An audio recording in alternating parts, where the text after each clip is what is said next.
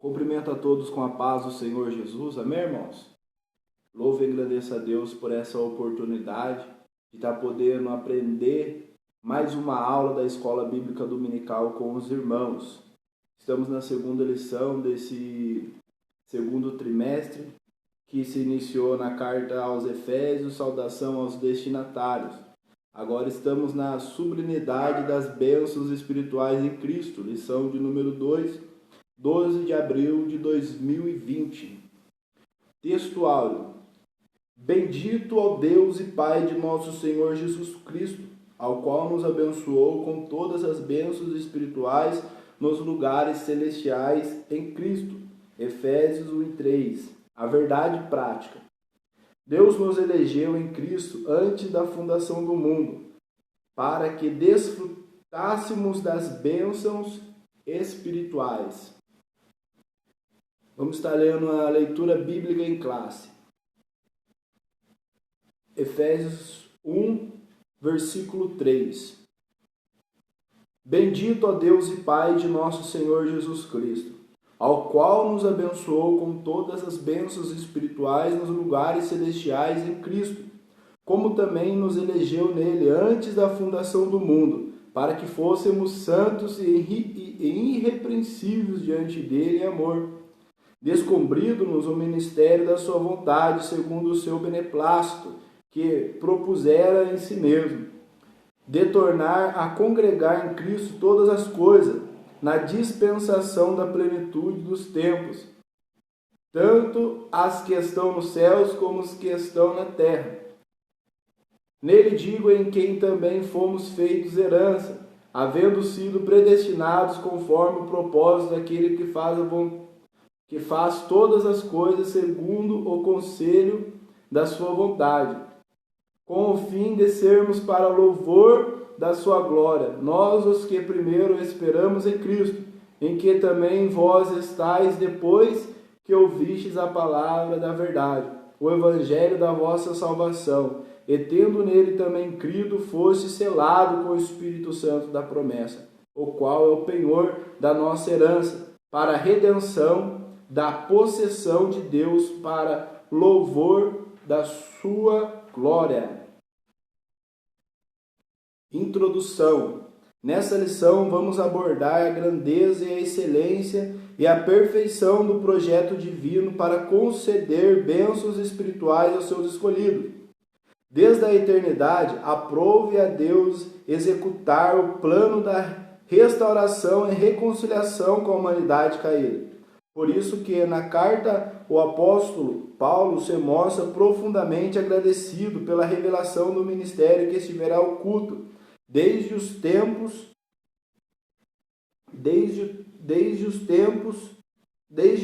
os tempos.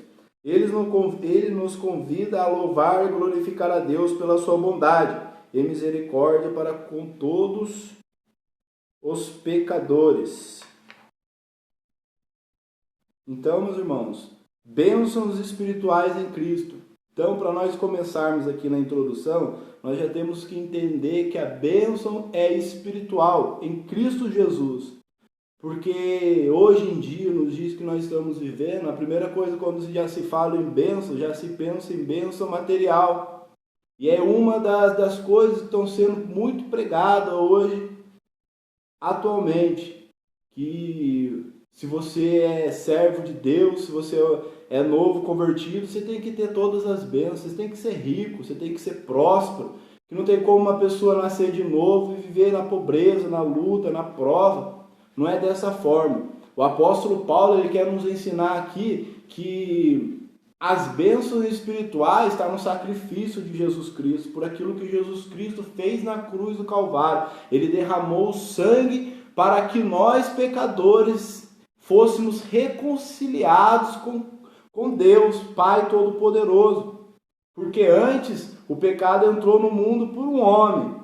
E por Jesus Cristo, a reconciliação, porque o que nós merecíamos era o inferno, mas Deus amou o mundo de tal maneira que deu seu Filho unigênito para que todo aquele que nele crê não pereça, mas tenha a vida eterna. E a vontade de Deus, o amor de Deus, é para que todos aqueles que crêem no nome do seu Filho Jesus Cristo sejam salvos. Não quer dizer que toda a humanidade vai ser salva, não. Muitos não vão ser salvos. É todos aqueles que creem em Jesus Cristo, aqueles que reconhecem que são falhos, que são pecadores, que são totalmente dependentes de Deus. E é isso que nós vamos aprender nessa lição. A nova posição em Cristo, primeiro tópico. No passado estávamos perdidos e condenados à morte eterna, mas por causa da infinita graça, Deus nos outorgou em Cristo o privilégio da salvação. A doxologia. O que é doxologia? Na revistinha dos irmãos vai estar aí, conheça mais, doxologia. Doxo, que no grego glória, logia, palavra, ou seja, a glória da sua palavra. O apóstolo Paulo, que escreveu a carta aos Efésios, como nós lemos na primeira lição, que ele escreveu de uma prisão, ele escreveu para a igreja de Éfeso, onde tinha o templo da deusa Diana, onde que era uma cidade grande, onde tinha idolatria. Nós podemos ver o amor do apóstolo Paulo. Ou seja, o apóstolo Paulo ele era um perseguidor da igreja de Cristo. Ele teve um encontro com Jesus Cristo quando ele ia para Damasco. E a partir desse momento que ele recebeu Jesus Cristo, porque ele acreditava como fariseu, como participante do Sinédrio, como aprendeu aos pés de Gamaliel. O apóstolo Paulo acreditava que ele estava fazendo a vontade de Deus, perseguindo essa seita que ia contra as leis de Moisés. Mas ele, quando teve um encontro com Jesus Cristo, ele creu que Jesus Cristo era o Messias. Então nós podemos ver que a partir desse momento, o amor do apóstolo Paulo, pela graça de Deus, por aquilo que Deus ele revelou para ele através da sua palavra, porque não tem como a pessoa ela não falar que se converteu, que tem o Espírito Santo de Deus, se ela não tem a palavra de Deus, porque é a palavra de Deus que leva a pessoa ao arrependimento, é a palavra de Deus que leva a pessoa ao avivamento, é a palavra de Deus que leva a pessoa a ter uma mudança de comportamento, porque aquele que rouba não roubava mais, aquele que roubava não rouba mais, aquela que se prostituía não se prostitui mais, aquele que bebia, vivia na farra, ele não vive mais na farra, aquela que mentia, falava palavrão, aquele que mentia, falava palavrão, enganava, não engana, não mente mais, porque ele é uma nova criatura em Cristo Jesus. E aquele que se fez nova criatura, as coisas velhas se passaram e tudo se fez novo. Glória a Deus, aleluias. Então, meus irmãos, nós podemos ver que o apóstolo Paulo ele tinha um amor pelaquela igreja.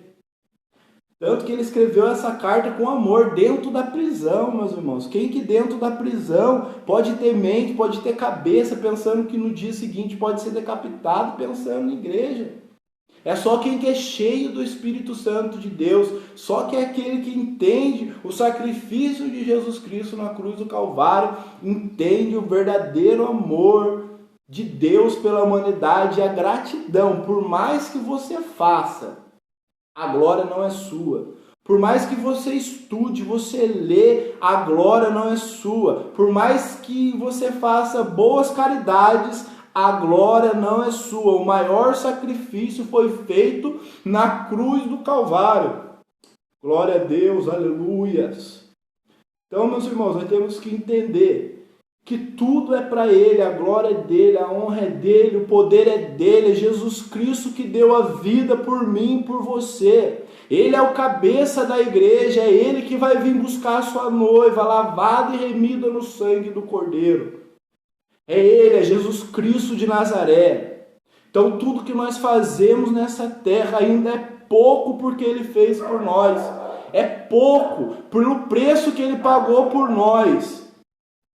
Tem muita gente se achando, tem muita gente que está passando na frente de Jesus Cristo, pensando que Ele é mais do que Deus. Não, é Jesus Cristo, Ele que tem que brilhar. é Ele que tem que brilhar, é através dele, é através da palavra que vem a cura, é através da palavra que vem a salvação, é através da palavra que vem a transformação, é Jesus Cristo, é tudo dele, é para Ele. Então nós vamos entender a doxologia em Romanos capítulo 11, no final do versículo do capítulo 11, no versículo 33 ao 36, que diz assim a epígrafe, o negrito, o título aí, ó profundidade das riquezas, tanto da sabedoria como da ciência de Deus, quão insondáveis são os seus juízos, e quão inescrutável entendeu o intento do Senhor, ou quem foi seu conselheiro, ou quem lhe deu primeiro a ele, para que lhe seja recompensado? Porque dele e por ele e para ele são todas as coisas. Glória, pois, a ele eternamente. Amém. Então aqui o apóstolo Paulo ele fez uma doxologia engrandecendo a Deus, porque é tudo para ele, irmãos. É tudo dele. Então, nós podemos entender quantas das vezes o povo de Deus, o povo judeu, o povo escolhido, o povo da promessa, Deus ele tirava com mão forte do Egito, Deus fazia o sobrenatural acontecer e o povo tirava a glória dele, colocava em outros deuses, fazia prostituição, adorava outros deuses. Quantas das vezes? E será que não é diferente nos dias atuais? Quantas pessoas estão tirando a glória de Deus e colocando o homem no centro? É Jesus Cristo que tem que estar no centro. É Ele que tem que estar no centro. É Ele que tem que brilhar. Se não fosse Ele, não tinha carta. Se não fosse Ele, não tinha evangelho. Se não fosse Ele, não tinha salvação. Se não fosse Ele, eu não estava aqui sentado. Se não fosse Ele, você não estava ouvindo a palavra de Deus. É por causa dele que somos lavados e remidos no sangue dele, é no sangue dele. Ele nos proporciona uma nova vida. Então, toda vez que nós fazemos alguma coisa, nós temos que entender que a glória é dele, mesmo que o nosso eu, o nosso ego, o nosso homem queira se orgulhar e se ensoberbecer por isso, não. Nós temos que entender que tudo é para Ele. Se Ele está me dando sabedoria e inteligência para falar, é dele, não é nada meu. A palavra é dele, os escritos é dele. Nós estamos estudando que é o que o Espírito Santo inspirou os seus apóstolos para deixar aqui escrito para nós. Então, doxologia é glória. Doxo, glória, logia, palavra. Então a glória da sua palavra, a glória de Deus. Diz aí no Conhece Mais. Manifestação de louvor e enaltecimento a Deus através das expressões de exaltamentos. Deus seja louvado, aleluia, e hinos. A doxologia não pode vir desassociada da verdadeira adoração. Ela exige adoração a Deus. A Ele o louvor, a Ele a glória. Amém, meus irmãos? Então, o primeiro tópico vai nos falar da doxologia. Então, nós aprendemos o que é doxologia. As bênçãos espirituais. Obviamente que as bênçãos espirituais não são materiais, mas provenientes dos lugares celestiais. Isso é do reino espirituais. Ou seja, quando nós convertemos, essas bênçãos vêm de coisas espirituais, através daquilo que Deus nos entregou. Então o apóstolo Paulo ele deixa escrito algumas coisas. Aí no tópico 1, no segundo. Isto é, do reino espiritual. Essas bênçãos são mencionadas na longa passagem de Efésios 1, 3 ao 14. Tais como: Deus nos elegeu para sermos santos, predestinou-nos para sermos filhos, nos fez agradáveis para si, remiu-nos por meio do sangue de Jesus Cristo, acolheu-nos por sua vontade redentora, revelou-nos a palavra da verdade, selou-nos com o Espírito Santo da promessa, ainda garantiu a validade da promessa.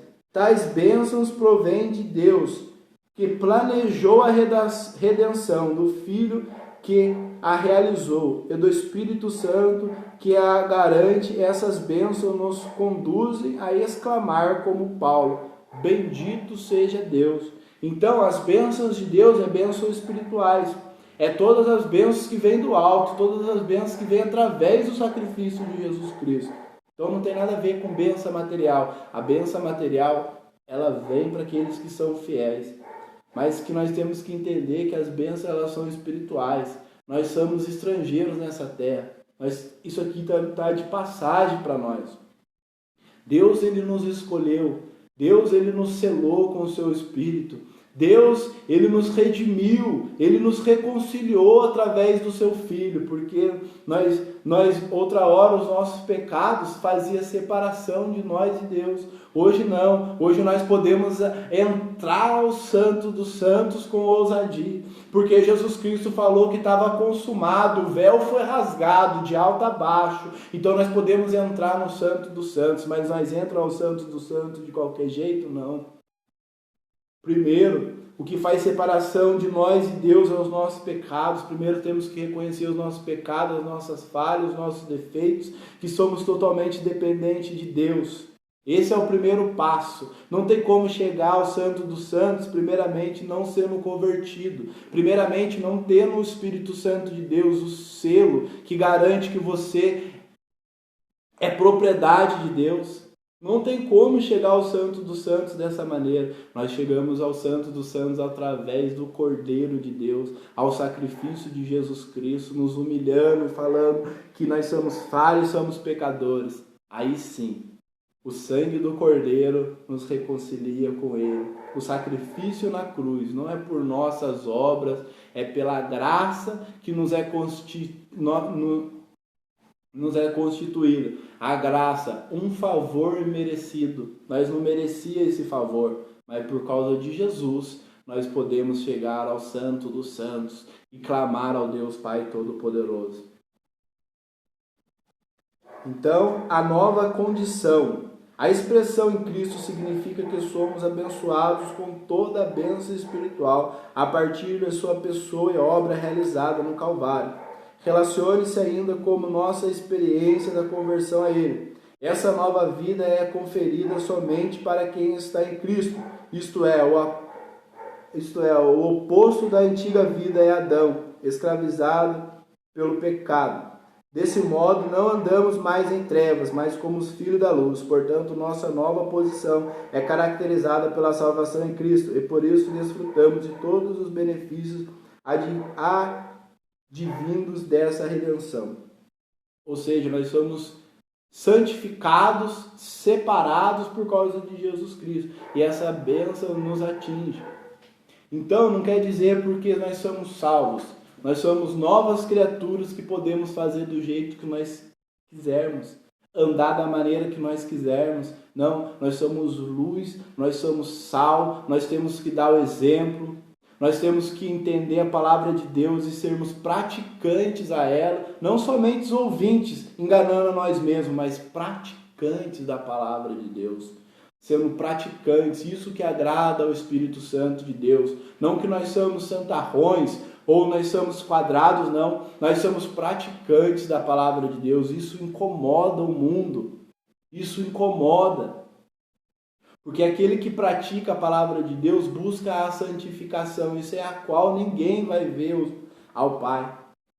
Então, nós temos que buscar a palavra de Deus, nos humilhar debaixo da potente mão de Deus e pedir misericórdia para que Ele nos ensina a sua vontade.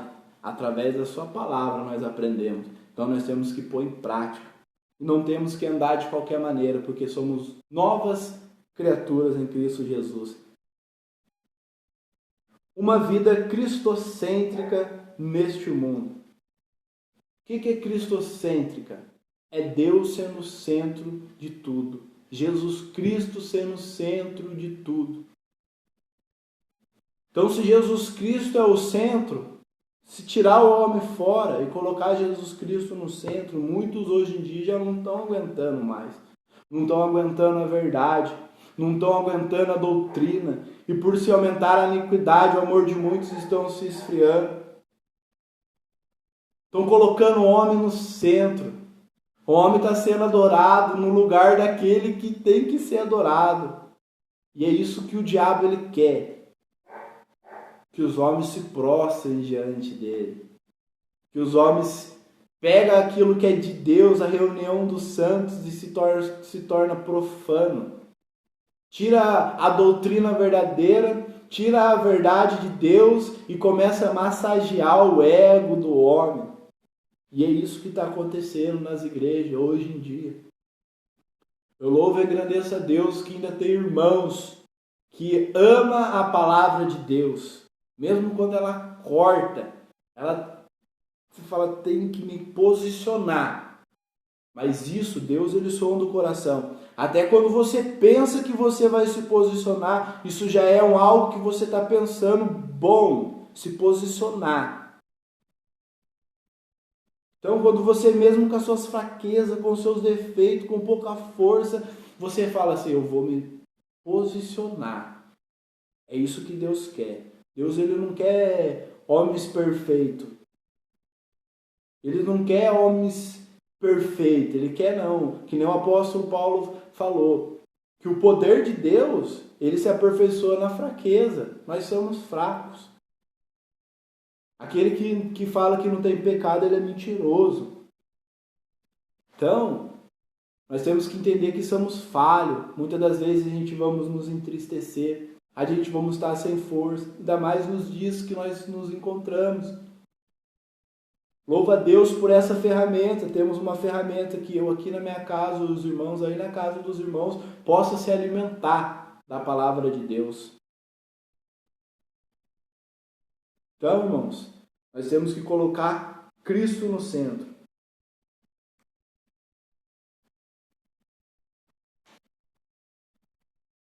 Embora o pecado tenha adentrado ao mundo, Deus projetou a primazia de Cristo na remissão dos pecadores e na restauração de todas as coisas para o louvor de sua glória.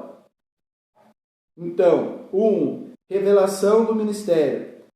A frase descobrimos o ministério da sua vontade sinaliza a revelação da verdade que estava oculta aos santos de Deus. Quem que estava oculta essa verdade? Essa verdade que é Jesus Cristo, ela estava oculta, mas já era a vontade de Deus. E ela foi revelada a mim e a você. Essa verdade diz respeito aos decretos eternos que Deus planejará por sua soberana vontade, com o propósito de salvar os pecadores. Então já era propósito de Deus resgatar os pecadores. Mas sozinho, ninguém consegue. Sem Jesus Cristo, nós não podemos fazer nada. Essa vontade divina revelada segundo o seu beneplácito, isto é, de acordo com o que lhe agrada fazer por amor da misericórdia. Sua vontade foi executada conforme o seu desígnio, por intermédio de Cristo, para que o Filho em tudo tivesse a preeminência. 2. A plenitude dos tempos. Paulo revela que o plano divino é fazer convergir em Cristo todas as coisas. Isso inclui tudo o que foi criado por Cristo, para Cristo e o que subsiste em Cristo. Então vai chegar um dia que tudo vai se voltar para o Criador. Vai chegar um dia que toda língua vai confessar, todo joelho vai se dobrar diante dele. Implica dizer que todo o universo, céus e terra, estarão submissos à autoridade e soberania de Cristo. Nesse sentido, a ruptura provocada pelo pecado de Adão é restaurada completamente em Cristo. Essa declaração não tem conotação universalista, a ideia de que no fim todos serão salvos, mas que finalmente tudo será como Deus planejou. Cristo, a cabeça da igreja. também a cabeça do universo. Dispensação ou administração desse plano será na plenitude dos tempos. Aqui a palavra grega para tempos não é cronos, que traz uma ideia de cronologia, mas kairos, que se refere ao tempo divino previamente determinado para que todas as coisas estejam sob o domínio de Cristo. Ou seja,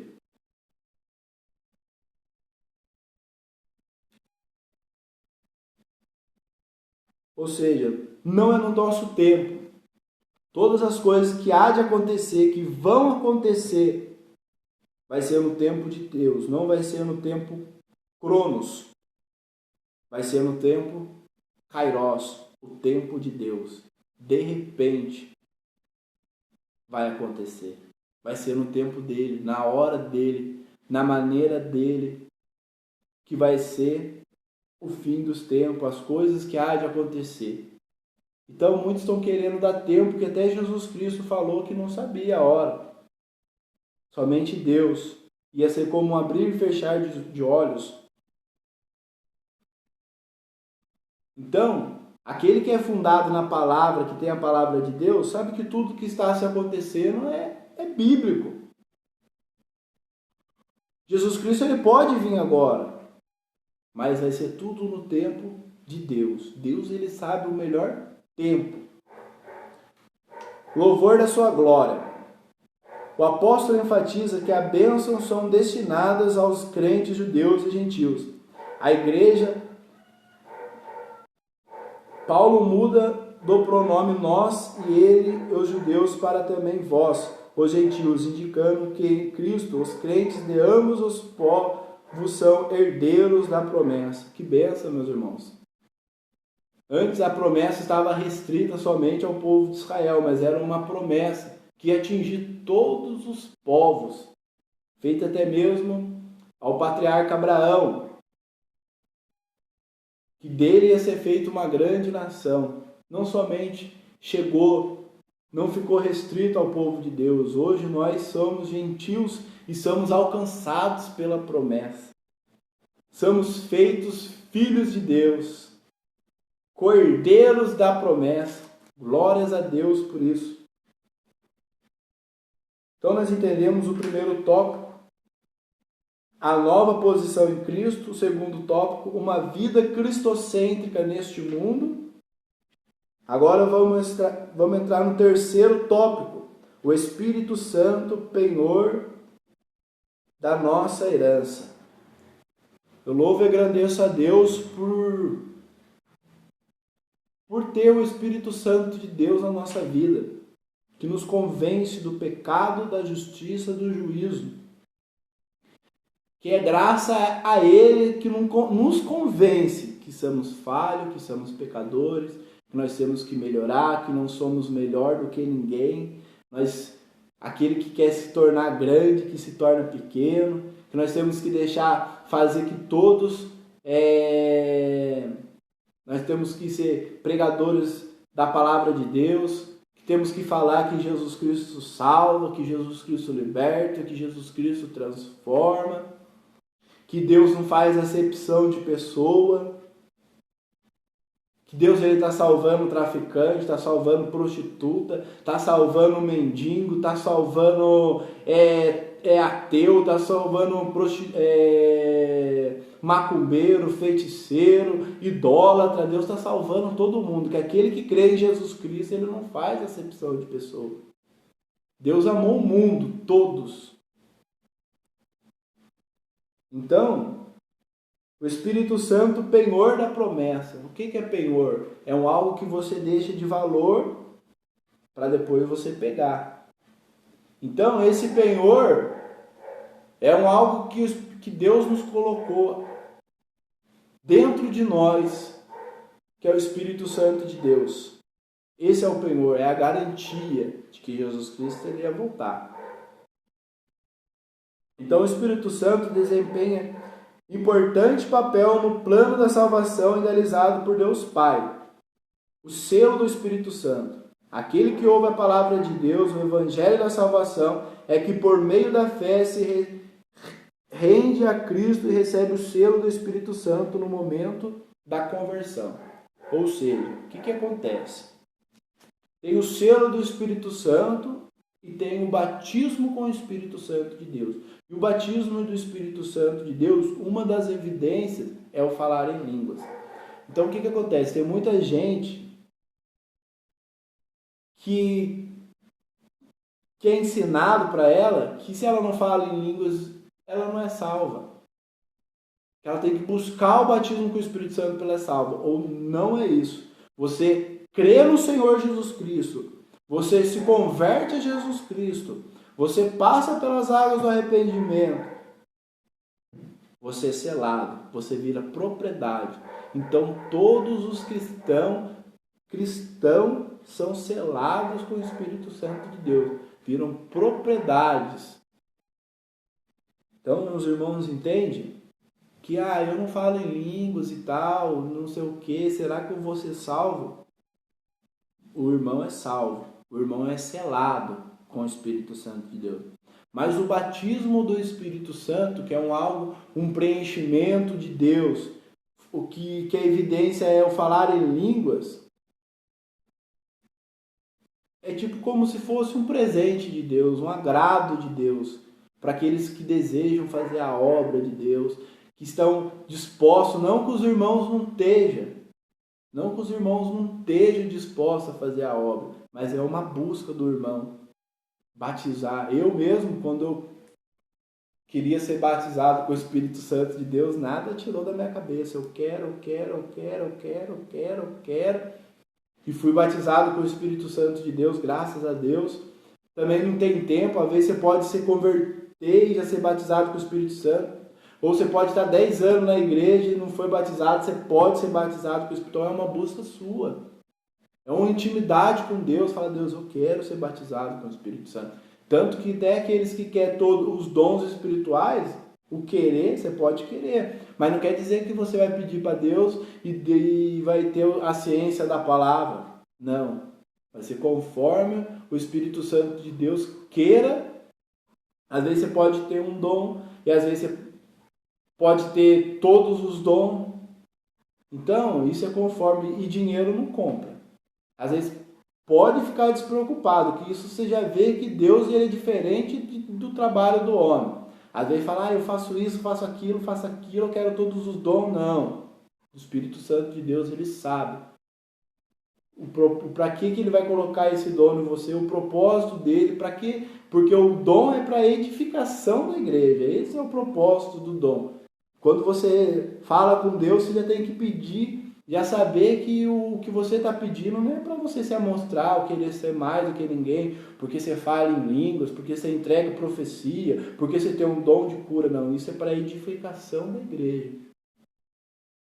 O penhor de nossa herança. O termo grego arrobon pode ser traduzido como depósito, penhor, garantia ou ainda primeira parcela. A palavra tem origem semítica e era usada nas transações comerciais para assegurar o preço ou garantir o pagamento de algo. Paulo ensina que o Espírito Santo é o depósito que garante a nossa herança em Cristo. Então, o Espírito Santo de Deus é aquilo que nos garante.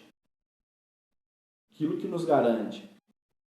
Então, a evidência do que o irmão tem o Espírito Santo de Deus é sua nova conversão. É você ser uma nova criatura. Não andar mais como o mundo anda, mas anda na contramão do mundo. Isso mostra que você tem o Espírito Santo de Deus. Antes você tinha um comportamento, mas agora pelo Espírito Santo de Deus você não tem mais esse comportamento. Amém, meus irmãos? Então eu vou estar lendo a conclusão para estar finalizando. Eu espero que o Espírito Santo de Deus possa falar mais no coração dos irmãos. Creio que os irmãos estudou a lição. Conclusão. Nessa porção da Epístola aos Efésios, no plano divino revela o resultado na reconciliação do ser humano com Deus por meio de Cristo e na restauração de todas as coisas visíveis e invisíveis. Ambos os propósitos devem redundar em louvor e glória ao Deus eterno. Na plenitude dos tempos, todo o desígnio divino estará plenamente executado. Então, meus irmãos, nós podemos dar sempre a honra e a glória para Deus. Tudo é dele, a igreja é dele, a ovelha é dele, o poder é dele, tudo é dele. Nós estamos aqui trabalhando na obra dele e para ele. Amém, meus irmãos? Que Deus abençoe. Até a próxima, se Jesus Cristo não voltar.